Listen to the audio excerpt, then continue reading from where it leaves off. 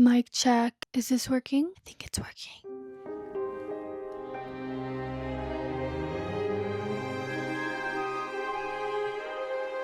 Hey guys, welcome back to my channel, or welcome if you are new. It's gonna take me a minute to get used to saying that rather than welcome back to Funa's Universe, but I did change my channel name if you didn't know. But we're still doing this amazing authortube content, and with that being said, today's video is going to be me sharing my most controversial writing opinions. These are going to be specifically for like writers and authors, but I will be doing another edition of this video about authortube. And again, quick disclaimer, because the last time I did a video like this, people were kind of mad at me, and it was because I was talking about like my authortube hot takes. And again, whenever you talk about things that are controversial, people are gonna have something to say about it. But just a disclaimer, these are all my opinions. My opinions. And I have some pretty strong ones, as you're going to learn and as you might already know. Very quickly, before we get into this week's video, I wanted to ask that you kindly subscribe if you like these videos and if you want to see more content from me. I'm gonna keep making content even if you don't subscribe, but like, girl, come on. Also, give this video a like if you like this tip style. No, this is not a tip video. This is just a sit down style video. You might be able to get some tips from it though. You might get some good writing advice. Let me know if you do. But yeah, comment down below. You can have a little chat with me. I respond to every comment unless it's mean. Don't say mean things. But I have so many exciting videos coming up, and I really, really hope that you stay tuned to watch them and join my little authortube corner of the internet. I hate when people say that. Oh well. Anyway, let's get right into my most controversial writing opinions. Also, if you do comment, let me know what you think of this audio quality. I just got these mics. They're the DJI ones, and I've heard really good things about them. I've been wanting to invest in some mics for my YouTube channel for a long time, so let me know what you think of the audio, and I hope it was a worthwhile investment. But so far, I'm really liking them. Roll the clips of me testing the mics with Jude, because it was a journey, but I got it to work. Jude, give us a review.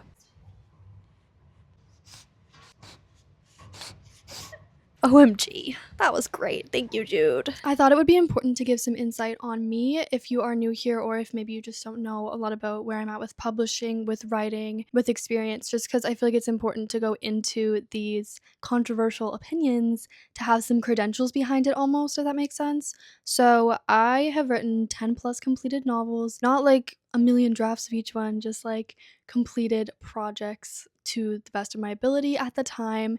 And I'm currently pursuing traditional publishing for my debut dystopian romance trilogy, and I can't wait to share that with you. But for now, those are my credentials. I'm also studying creative writing. I'm almost done my degree, so I know a lot about this industry. I've been researching this stuff since I was a very young child and being invested in this whole world of fiction and stuff, so just stick around to hear me out on some of these things and let me know if you agree or disagree with them. Just be respectful and kind, because I'm gonna be. Mostly. I'm just kidding.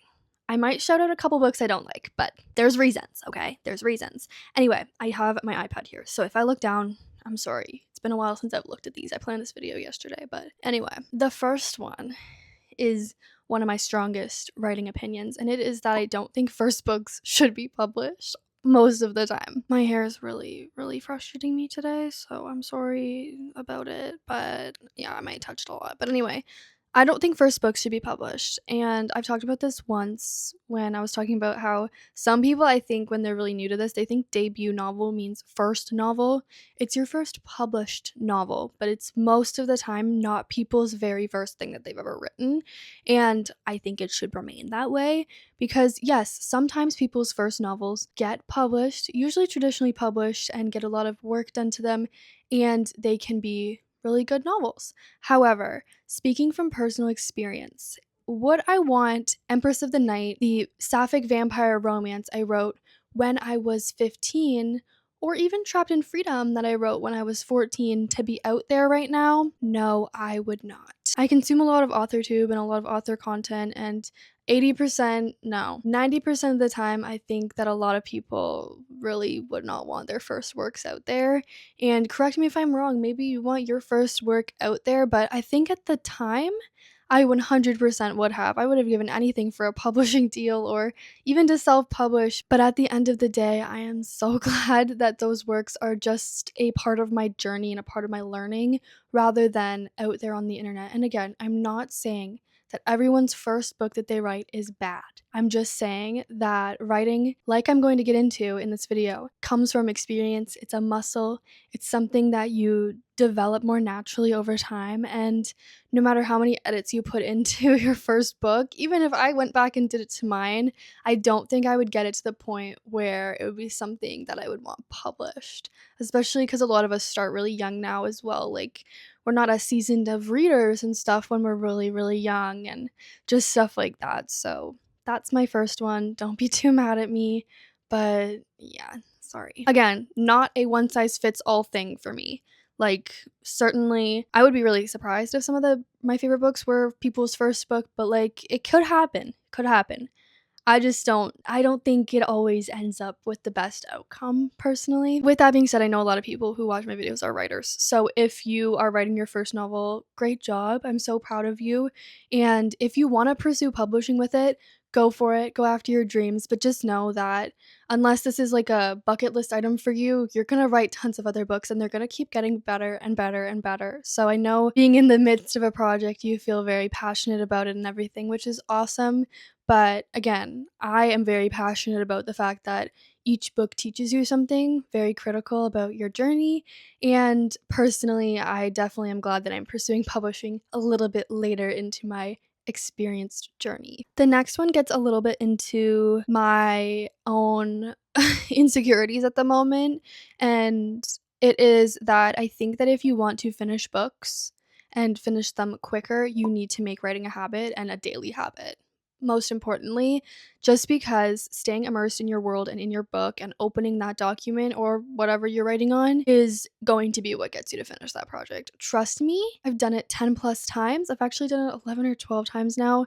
And the only way I see it through, especially to the end of that first draft, is by getting a consistent writing habit. If you put it away for weeks at a time, it's gonna feel 10 times worse to go back to it. Also, so like it's kind of a win-win. You get more words on the page and you feel better when you sit down to write, most of the time at least. I also totally understand that not everyone's lifestyle can support writing every day. However, I think we do have a lot more free time than we'd like to let ourselves think most of the time. I know it's definitely the case for me.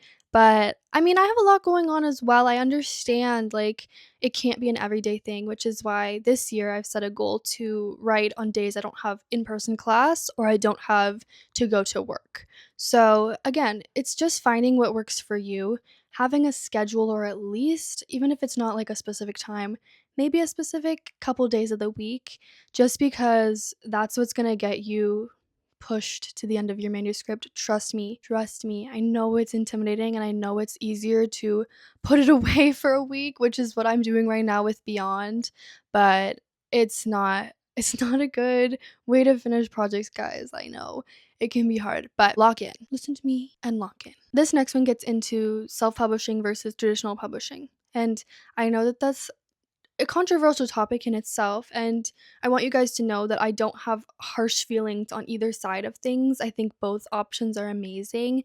I've pursued both options on my own before, so I understand the hardships of both. However, there is a big discussion about creative freedom when it comes specifically to the reason people might not want to traditionally publish, or the reason why they might want to self publish, or, just in general, a bit of a strange sort of vibe around creative freedom in this industry. My opinion on this matter is that creative freedom is extremely overrated. And I do think that when people are a little bit newer to the publishing industry, they might be very jarred by seeing, or hearing about some of the really, really major changes that one of their favorite books underwent, or somebody on authortube, having to do these massive developmental edits on their project, maybe not getting to choose the cover, maybe not getting to choose this, that, and whatever. But I do think there is so much power in having a team around you of professionals that have probably done this countless times. And I was with the people who favor creative freedom, and it was so important to me that my book was, whichever one I was publishing, was the way that I wanted it above all else. And I think that was also something that stemmed from me being young. Not to say everyone who has that opinion is necessarily young. I'm just saying that I think as I developed more in my writing, I realized that, oh wow, getting help from other people is extremely, extremely impactful. And while I think it's really awesome if you're, self publishing and you give your cover designer this really intricate brief and it's still a lot of yourself in it, that's not really what I'm talking about here. It's more like when people are unwilling to make major changes to their project or they think it's the end of the world. I mean, obviously, if it's not going to feel like your book anymore, that's totally up to you and your discretion whether or not you want to pursue that opportunity. However, I do think it needs to be a lot more normalized that when you traditionally publish, a lot changes and it is almost always for the better of your project. It's for the better of reader experience, it's for the better of marketability, and I'll get into that too, but I really think that creative freedom is overrated because you've already been creatively free in writing the project, I hope. And if you have a really good team around you, I hope they would be willing to hear you out, hear your ideas, and embrace them. And anyway, I'm gonna stop ranting about that. But I do think that there is so much value in, holding what's really important to you close to your heart, but at the same time being able to hear those bigger critiques and bigger changes for the better of the book. And that's not an opinion I always would have agreed with myself on. So I'm interested to hear what you think. I'll try and keep this one brief because I have 2 points that are about like romanticism of writing. The first one is literally just the romanticism of writing has gone too far. And I think that has to do massively with social media. It's the same with reading. However, with reading, I don't think it's harmful because if setting a nice atmosphere for yourself, like a candle and, some music or a projector with a cool background makes you want to read, I don't think there's any harm in that. Reading is a fantastic hobby for every single human being. And when it comes to writing, I think this changes a little bit because when people see on the internet these really intricate desk setups or like a very specific ritual someone has that works for them for their writing, and then maybe it doesn't work so well for you personally, I think it can kind of take away from the writing experience itself. The whole setup process of maybe like, having to have your environment be perfect in order for you to feel like you can be motivated to write. I do think that's harmful. And I think that being able to pick up your laptop or phone or whatever and just write wherever, whenever, is a really, really critical skill to develop if you want to be serious about writing.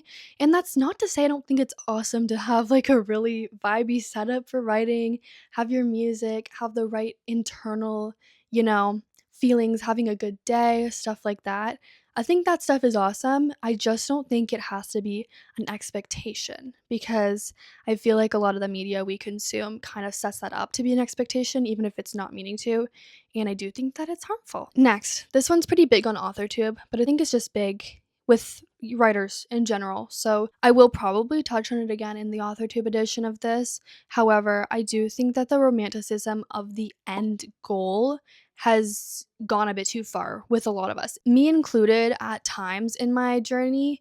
However, I do think it was more so when I was younger, and obviously when you get a taste of like, other people fulfilling the dream that you really want, obviously you're gonna also want that. However, I do think in the media and in general, it's way too massively focused on that I want to publish a book, I want to publish a book, I want to be successful. And it's oftentimes from newer writers, which again, set your goals high. Set your goals high, absolutely. However, I do think that what people tend to not understand is that there's so much value in being a pre-published writer and you're still just as like legitimate as a writer and your writing is just as good as people's who are published, or it can be at least. And there's so much peace I think that can come with not having a publishing like contract deal, etc., and being in the time when you can explore stuff like your full creative freedom and having less external pressures and just enjoying the story before other people see it, you know? It's just something that's for you at that time, and that's really powerful in itself, I think, and even just sharing it on social media and having other people be excited about it, but without all the pressure, there is value in that, and I know that it doesn't take away from the fact that we all want a big publishing deal or, to self-publish or see people enjoying our books, but I do think that the romanticism of the end goal sometimes can take away from the process. And you might hear people say it's not about the destination, it's about the journey. But I do think it's true in this case. It is 100% true in this case. And even if the journey is really hard, it's just going to make the end goal all the more sweeter. That was some really poor grammar. I'm sorry, guys. Video has been a journey to film in general. Speaking of journeys, I was going to film it yesterday, but the sun went down. Today, I just feel disgusting, and I've been out all day, so I'm just like, ugh. But trying my best, and I hope that I don't look back on this and go, Fiona, you can't articulate yourself for Again, I'm pretty sure that was really bad grammar. I don't care, guys. I don't care. I'm not in class right now. Okay, next is the argument. I have talked about this before. I know it. The argument that no idea is original. I hate when people say that. And again, it's a very common thing people say. So no hard feelings to any individual who says this. Like, I don't think lesser of you whatsoever. That's not what I mean. I only mean that personally, when I write, I strive for original. I strive for maybe things that, even though the traditional publishing market doesn't necessarily want exactly that, because they typically have puzzle pieces that they're trying to fit into their, plans at the time. However, I think taking really original steps is extremely important to diversify books right now, especially with like the rise of the same fantasy book plot being regurgitated 20 times on the same bookshelf in Indigo or Barnes and Noble. I think it's become really common for people to see the same general story or major plot points regurgitated. I can't think of a better word for that. Repeated. But I personally think that there are original ideas. There are things that, while maybe you've seen a dystopian world before, what's exactly going on in that world hasn't been seen before, right? And I just don't agree with the idea of like, oh, well, everything comes from somewhere. Yes, like all of my books are inspired by something, but it can be as simple as someone saying a word. It doesn't have to be another work, or another piece of art necessarily. And if it is, that's awesome too. I don't think that takes away from the originality of it, however, except for when you're someone like Lauren Roberts. I definitely think that it's become too normalized to have like 2 or 3 books that you piece together into a plot. To me, that is not an original idea. People are right in saying that that is not an original idea, and sometimes it does step towards plagiarism in the case of Powerless and Red Queen. If you know, you know. But I do think that you can 100% sprout an idea from nowhere that's never been seen. I'm not claiming that all of my books are exactly that, especially not the ones from when I was a child. However, I do think there's an importance in, being like, yeah, this is my original idea. And especially with the AI BS that's going around. I hope you guys can't hear all that background noise with my new mic, because wow, it's very loud. Anyway, I'll put that one to rest because geez. But I have another one. What is it? Oh, fearing negativity about your work to the point where you're terrified to share it is silly in my opinion. Because, hear me out, I know when you're first starting out, it can be really, really scary to send your manuscript to a friend, your chapter or whatever, to a friend, family member, loved one, even a professional. But I do think it gets so much easier. And what I see from people is that it doesn't get easier. And personally, like obviously if you're sending to like literary agents or like publishers, terrifying just because of the stakes. But I think there's a real importance in being able to receive critique, because you're going to receive a lot of it if you pursue writing as a career. And even me, like being in school for creative writing, we do critiques for each other's work every single class. Like we're passing papers back and forth, and it's not really harsh stuff, but I think it's just a really valuable skill is to be able to share without the terror of not being good enough, because you're going to start telling yourself that subconsciously. And I just think it can kind of eat into your confidence as a writer, and I don't like that. The bottom line with this one is I think sharing your work, whatever scale it might be, beta readers or family member, friend, fellow reader, I think it is so valuable to get over the really, really big fear of having people's eyes on your work. Because again, if you pursue it, it's gonna be a really big element of your career and of your success. And yeah, getting negative feedback sucks. It sucks. But most of the time it's for the better. Most of the time. If they're telling you to change your entire book, that's certainly not for the better.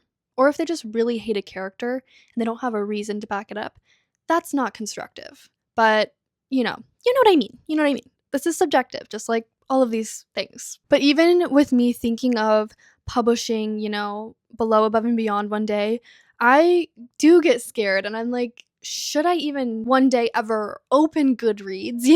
Like, I love Goodreads. I use it for my book tracking and Fable too, but I'm like, God, if my books were ever on there, I would be terrified to read negative reviews. But I know a lot of authors choose not to read negative reviews. I honestly think that I will read them one day when my books are published, just because I don't know. I think it can be interesting to see how different people's takes on a book can be. And while it might feel a little bit more close to my own heart when it's my own projects, stuff like when I read negative reviews about like Powerless versus a positive review about Powerless. I know I'm using her as an example a lot. I'm sorry, Lauren Roberts, but not that sorry. I do think that it just really goes to show how subjective books are and any piece of art. Like, somebody might love it, even you might not like it, like your own work. You might not think that's your best work. Someone might think that that's the best thing they've ever read. At the same time, someone might read your literal soul's work and hate it.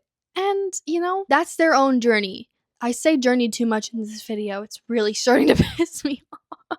But circling back to this whole idea of receiving criticism on a bigger scale, like when you are published, yeah, terrifying if people don't like your book. However, if you look on any book ever, specifically some of your favorite books, there's gonna be 1-star reviews or 2-star reviews, negative stuff to be said about it.